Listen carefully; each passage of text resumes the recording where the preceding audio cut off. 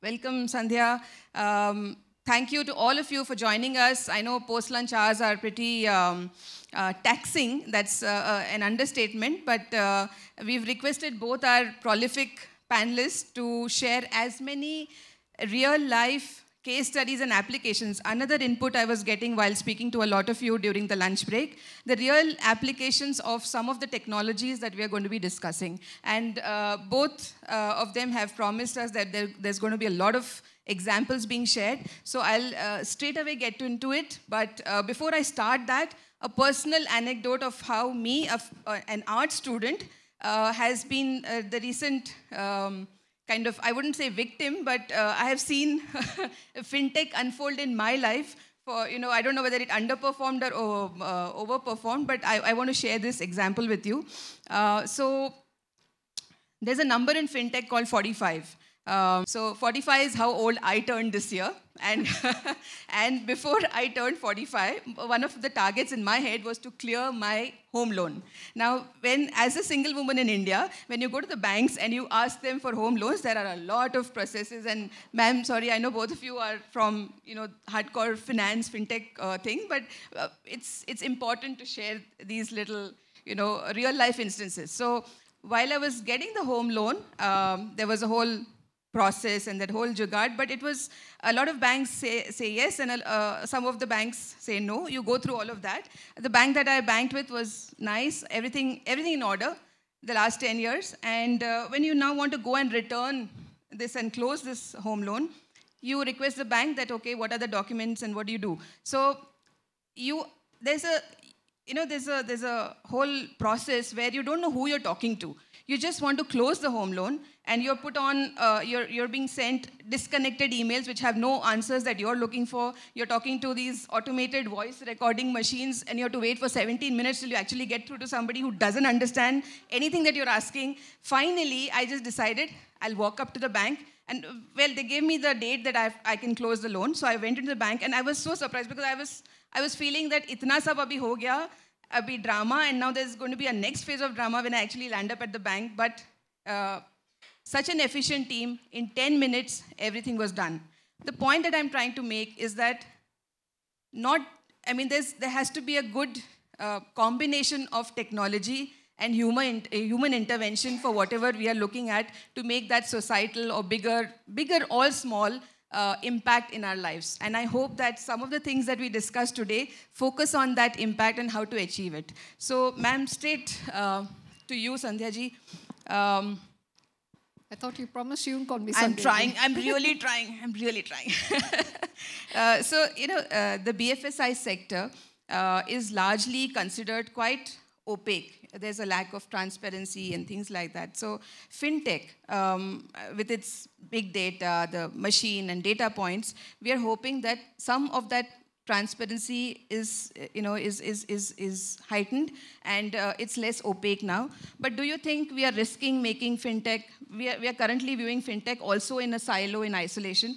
There was something I saw one of your previous event videos, and you had mentioned a very interesting example of saving the tiger, that project.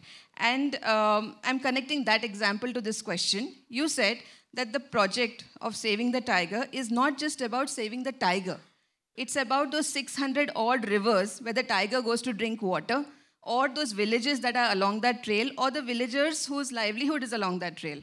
Now, if we look at fintech as a tiger, for instance, here in this example, do you think it's solving a bigger purpose for BFSI? Okay, let me just start with what is fintech. I mean, a lot of people keep it very simple, saying using technology in the financial space. SWIFT has been around for 70 years.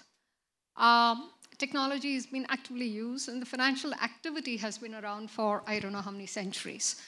What fintech is doing is, in the last 10 to 15 years, the speed of change and looking for solutions which where technology is the base, that the agility with which it happens, the kind of combination of speed, volume of data, looking at solutions with a completely different lens. People who don't know finance, the example you gave, are making a huge difference. And as new technology comes, you're going to have more and more of it. So let's take a few examples. If you're looking at agriculture, India has got about 600 million people working in agriculture, some form, shape, or the other. In the US, only 1 or 2% are in farming. If you've got to make a change in the country, and this sector contributes about 14.5–15% to GDP. It's illogical to have that kind of a number for the sheer volume of people associated with it, because the return per individual, therefore, is very low. So the transformation for that kind of a thing, and I'll probably share a little more about the solution there. If you take in the field of mobility, we were just looking at it. In Mumbai, everyday commuting, 12 million people going up and down. And if you have a fintech solution for just the commuting part of it, and then monetize the data that you get from an aggregated perspective, the potential you're likely to unlock is going to be quite interesting, to say the least. And you do that across the country. People going on the railways, monetize it. So all kinds of things are possible. So for me, I think technology will change the way we do things, but I'll give you a segue into it, where Reena can take over the rest of the question. With the quantum computing and the quantum changes that are coming in, and it's very close, it's not far away. Just to give you a sense of, in 2004, the first payment transaction was done on a quantum computer in Austria. 2004. How many of you in this room are even thinking about quantum computing in your world? Hands up. There's one. The Indian banking system is not thinking very much about it. It is an area that we've been discussing with the regulator. So I will leave it at that. There's a lot that we can do.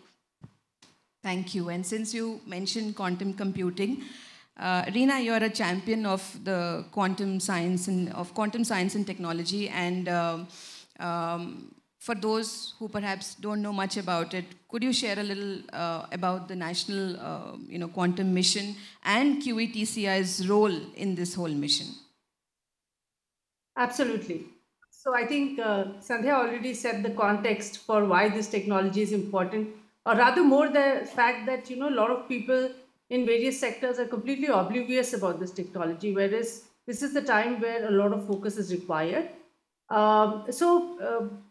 Just to educate everybody, India does have a national quantum mission. So India is one of the countries which has a very strong focus on quantum, and is doing and has kept aside money to not just do projects and startups, but also core research, so that we can advance this technology in a direction where we are set not just for today and the immediate tomorrow, but for the long-term future as well. So the National Quantum Mission, in 2023 April, around 6,000 crore worth of rupees were announced for an 8-year project, 8-year time frame for India. The focus is research, development, and also research to commercialization. So for the first time, if you look at a mission level, it's a mission. So there are a lot of things that happen in India in mission mode. But in this case, the mission mode, one of the things that they've done differently is that they've clearly outlined the deliverables.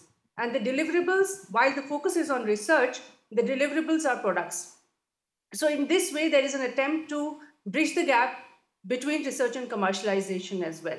And the focus is on 4 main sectors: quantum computing, quantum communication, quantum sensing and metrology, and quantum materials and devices. Because these are the core technologies that are really important. And especially if you look at materials, we are also talking about the supply chain. What about now? Yes. So I just muted and unmuted myself. Okay. I didn't do anything else. So maybe do it. Okay, I'll go ahead and see if it happens again. Yes. So what I was saying was that if you look at these 4 pillars or 4 technology pillars that the National Quantum Mission has focused on, the attempt is to look at an end-to-end perspective of what's important for India, and also look at the supply chain angle, because we're talking about materials as well. Now, apart from this, I wanted to talk a little bit about QETCI. QETCI is a not-for-profit entity which was set up in 2021 to enable and accelerate. We can't hear you again. The disruptions are helping, waking everybody up who's perhaps, everybody is up already, but just in case, everybody's very clued in. So, we can't hear you. Not sure what's happening because the network seems to be okay at my end. We can hear you now. I'm hearing you very clearly. And I'm actually using a mic which is giving me an indication that everything is fine. We can hear you now. We can hear you now. Please go ahead. You were talking about QETCI. Can you share a little more about that? Yes, so we were set up as a not-for-profit in 2021. Point to note is that we set up before the quantum mission was announced. And one of the things that we were involved in initially was advocating for this technology, pointing out how important it is for the nation to be working in this space. Since quantum is not just another technology like AI or blockchain, and those have far-reaching impact as well. But quantum is a new computing revolution. So we are essentially at the beginning of if you can compare this, what is happening in quantum right now to the beginning of the computing revolution. And the quantum technologies provide exponential benefit from a computational perspective, and they help you solve problems which are currently not solvable by classical computers, not just because of challenges in, in terms of the compute power, but also because of the nature of complexity involved in certain problems and the fact that classical systems are not set up to deal with complexity classes of that kind. So with that, I will stop here. We are very closely working with many of the groups that are, associated with the National Quantum Mission, and we are involved in several international collaborations as well. So we are, trying to shift the game for quantum in India, acting as a catalyst agency, and also working on international collaborations that could be beneficial for India. Over to you. That became a really long discourse because of the challenges, tech challenges that we had. Sorry about that. Long but interesting because knowing more about quantum computing and how it is affecting what we are talking about today, and also the new report that you've brought out, the Quantum Ecosystem Value Chain report. I think I have something to ask you, but we'll get to that question later.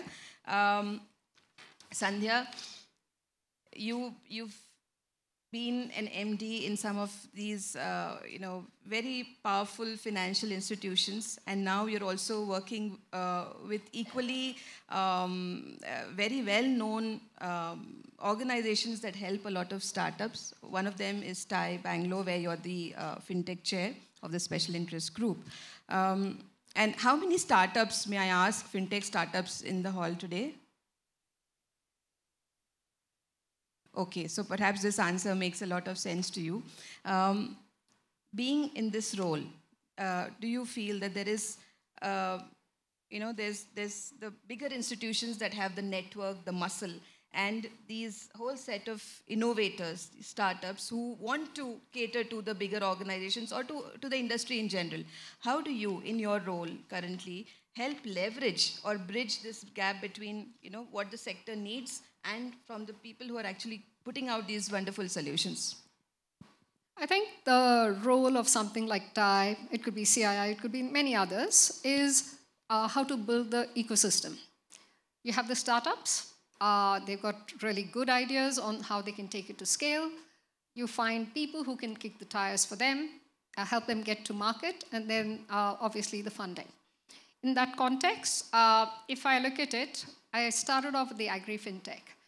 Last year, I was doing about 2 events per month. The objective was, can we connect people? For example, one of the sessions was on blockchain internationally, and how does that have a play in the financial sector? We had a number of banks which kind of hosted events for the startups, and therefore the linkage into that, potential opportunities for cross-border activity.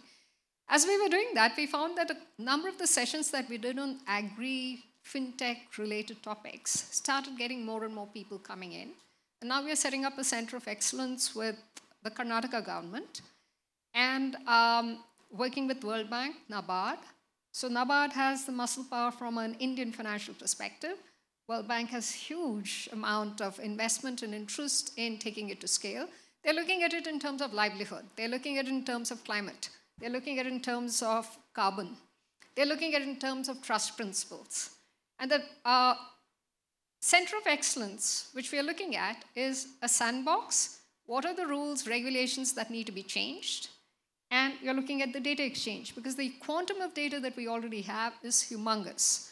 Today, the field of agri-tech, agri-fintech is thought of as bottom of the pyramid kind of activity. Reality is, it has to be top of the pyramid.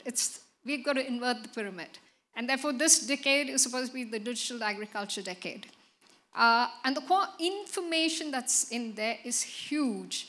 So the point that Reena made about quantum computing, you have a number of use cases already being built internationally for the agri-life sciences side of things. So we need to get our act together around this topic. Before I move ahead with a question, Let me just share one case study of an startup. That startup, it's cross-border. There are buyers in Abu Dhabi for agri-produce.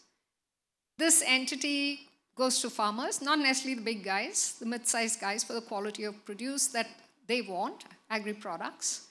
As soon as they get the produce, they get funding from banks, NBFCs, all kinds of, so that's the financial thing. The farmer gets the money as soon as the produce is there. Then it's cross-border activity. It takes about 2 to 6 weeks for the produce to go to the other side. You have the insurance that's there, and then the payment on the other side. So there is cross-border, there is inventory-based payments, or there is a collateral against which the payments are made. So it is actually one of the it's a small company, but very, very successful within a very short while. So what it tells you is when we were doing this session, we had a Cambridge prof who said, let me show you a small place in Spain, Granada, 70,000 hectares under greenhouse, tomatoes grown there. The price of the seeds of some of those tomatoes is the same price as gold. Wow. So when you're thinking about agri-produce and the like of it, if you're looking at, again, the large funds associated with bamboo and sustainability, huge amount of money. You're talking billions. So the potential is not just within the Indian landscape of retail activity, but there's a whole range of things which is out there, and India is very well positioned to take advantage of it. We just need to look at the larger global landscape around some of these things.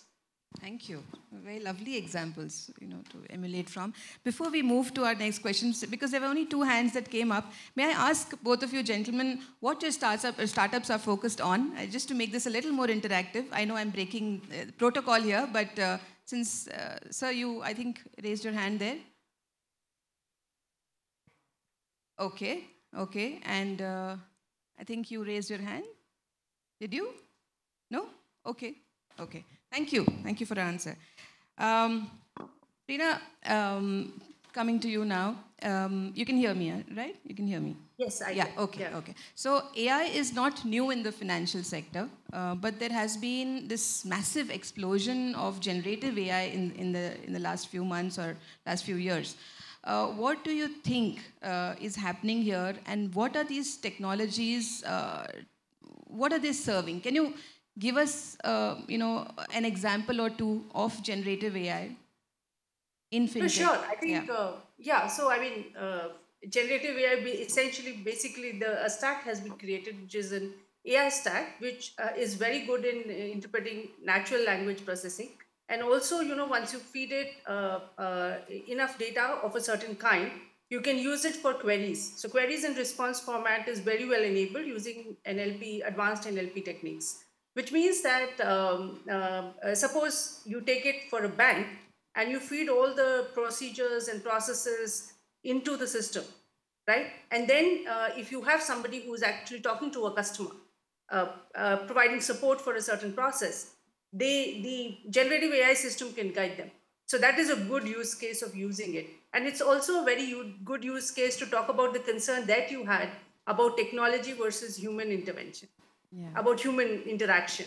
So the interaction can still be human and have the human intuition included in that, but the processes and the related correlation that needs to happen, which can be done very quickly by the AI system, could be done using GenAI and fed to the people who are actually talking to the customers. So you can get the best of both the worlds. You don't make mistakes on critical process aspects. Could be a simple thing. It could be related to what kind of tax rules are applicable, right? If somebody's sending money outside, and there are so many complications in things like that, and it will also speed up interaction.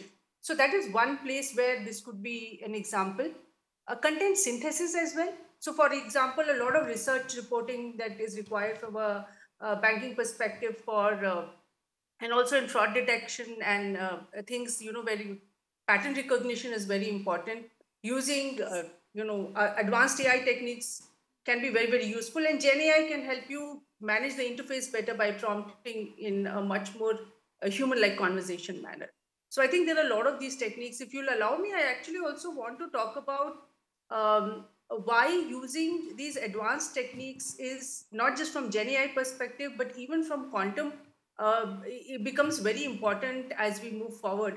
Sometimes the choice of technology is not really a choice. And I'll tell you in the context of quantum, for example, when we look at technology, we look at competitive advantage. And that is important to do because, you have to survive in the market and you have to be managing things internationally, even in the banking sector.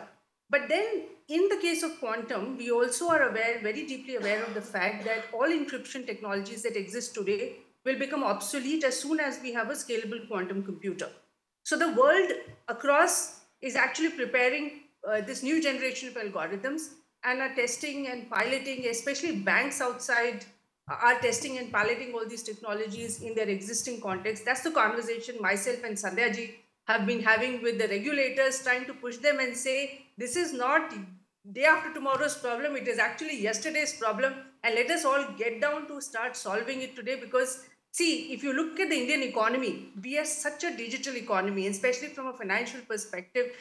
Last year, reports show that we had more than 350 million payment users, and this number is growing asymptotically. It is not reducing, and which is a good thing. It's a good thing for our economy.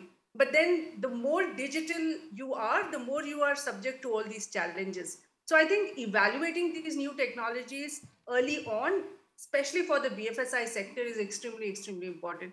You can't say, no, I'll look at it tomorrow. Let me look at AI because that's the general trend right now. Look at AI as well, but you need to look at quantum too. Very nice. Can I just add to what Reena said? I think one of the papers that we were kind of trying to pull together is we've actually spoken to IFSC, which is in GIFT City, Gujarat. And one of the things they have done is both for the AI and the quantum frameworks.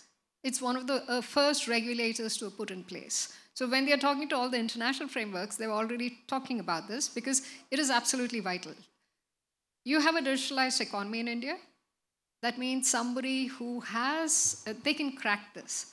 RSA security standards, in theory, cannot be easily cracked within the existing frameworks. But if somebody already has a quantum computer, and there are countries which claim that they do have really massive capability already, potential for cracking it is already in place. That's what Reena was saying. It's a risk for today.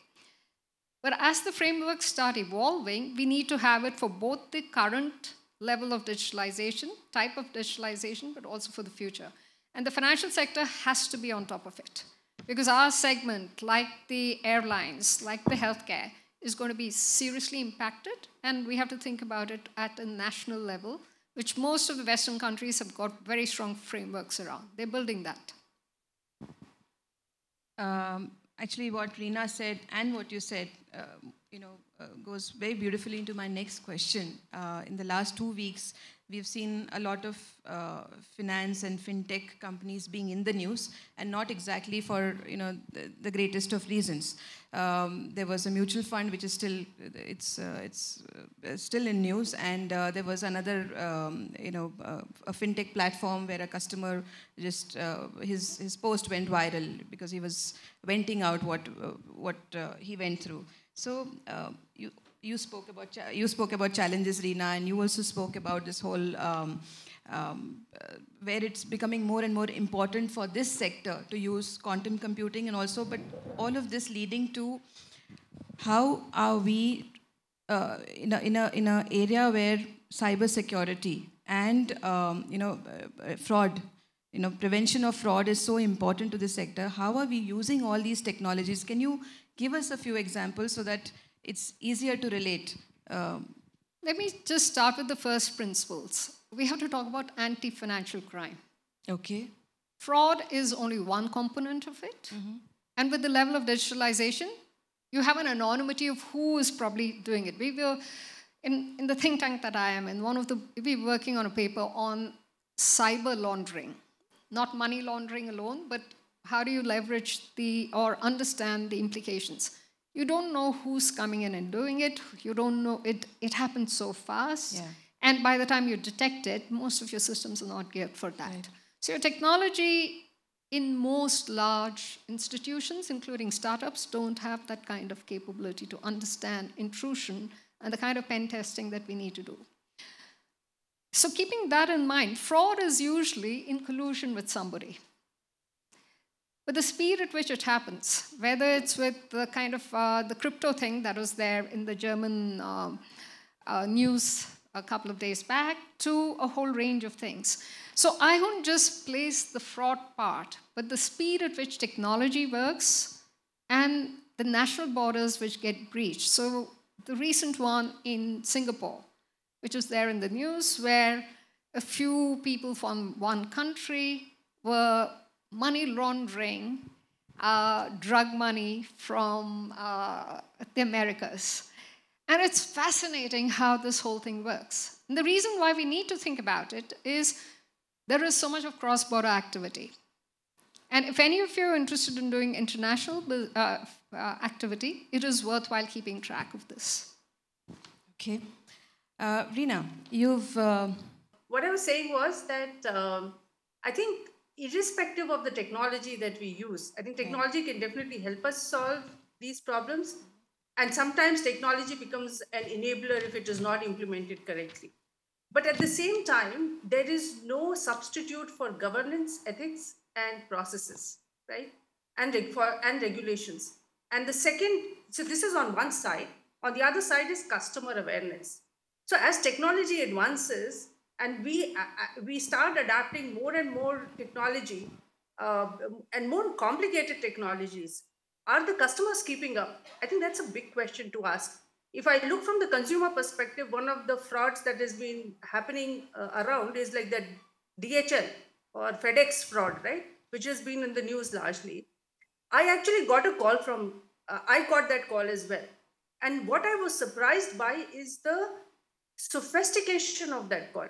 Yes. Because I'm a tech person, I mean, I'm on the cybersecurity side also, right? And I'm looking at that call and I'm like, the only reason why I understood that the call was fake initially was because he talked about indexing my technical mind was indexing on name. And you never index on name, you index on a number, which could be like your phone number and so on. And what he said meant that he was indexing on my name, and I was like, doesn't sound right? But what I'm trying to tell you is that crime, especially cyber crime, has become such a lucrative business that it is no longer happening because two people decide to, do a fraud. It is happening as an organized crime. So it is very sophisticated, and therefore it becomes very important that processes and the right entities are involved in the conversation. Are we educating our normal bank employee about all of this to the level of detail that it should be done? I would question that. Similarly, how much of this is reaching the end consumers? Again, I would question that. There are so many times I have a conversation with a bank employee and I'm having a more technical conversation with them. And I'm wondering why they don't understand what I'm talking about. And I'm not saying technical is in terms of technical jargons, but in terms of the kind of questions they should be asking me and not asking me. So these kind of things which are bordering around governance and what is needed to be known at each level and each tier of the organization, I think that also requires a very strong, upheaval in my sense, and a lot more focus on training and education has to be brought in. Thank you. And please don't mute yourself because there's just about a minute left and I definitely want to do my rapid fire with both of you. So I'm headed straight into it. There's no Karan Johar voucher or anything, the goodie bag or anything here. But I hope because your answers are important to us. So one absolutely, and this is for both of you. So Sandhya first, one absolutely digestible fintech newsletter that you cannot miss every day or every week. The Google Feeds. Google Feeds? Yeah. Okay. You, Reena? Yeah, I go to Google as well for my news in the morning. Okay. What is the need of the hour in fintech? Is it the front-ending, customer-centric solutions, or is it the more analysis-based back-end tech? I think there's a lot of opportunity in all of this, but I would like India to look at, the Indian fintechs to look at what can we build like another SWIFT for de-dollarization? Okay. What can we build in the context of the carbon markets? Those are spaces of the future, because you're also looking at the sustainability element. So that means you're trying to play to the global market, not just for the India market or the retail market. Okay. Reena, your answer? I want them to digitally transform to post-quantum secure algorithms at the earliest. That's my first priority project for all the banking sector. Super. One area or one function in fintech that can never be lost to machines. What do you think is that? I'm actually the other way around. I think anything can be done by them. Is it? Okay. And you, Reena? Why not? It's an interesting one. One area or one function in fintech that can never be lost to machines. Customer interaction. Okay. Two funky job titles, a connected question. Two funky job titles that you see created in the foreseeable future in Chief fintech. Thought Integrator. Sorry, Chief Thought Integrator. Thought Integrator. So I call a Thought Integrator as a person who has a pretty broad spectrum of expertise across multiple areas with depth in one or two areas. Yeah. Okay. And you? I don't like titles. Okay. Fantastic. A book on fintech, Reena, that you loved reading? So, not a book on fintech, but a book related to finance, Psychology of Money. Okay. Yeah. By Morgan Housel. Yes, so I think yes, that's a pretty interesting book. Everybody should read it. Yeah. Actually, the one which I really liked was by Stephen Hopp, which was on the German retail market, threats and opportunities because of the fintech world. I think that appealed to me because it was quite interesting the way they had analyzed it. Okay. And since both of you are authors, a little more philosophical question, though it's rapid fire, but if you can make it quick, one life lesson that you would want our audience to take away from this session, from all that your rich experiences. Reena? I'll let Sandhya you go first on that. I'm thinking. Do whatever you want. And don't be kind of bothered by others telling you not to do it. If you believe in it, just go for it. Nobody will think that I have any knowledge of quantum, but I can learn enough to be an advocate for the quantum field. Reena? Be kind always. Lovely. Thank you to both of you.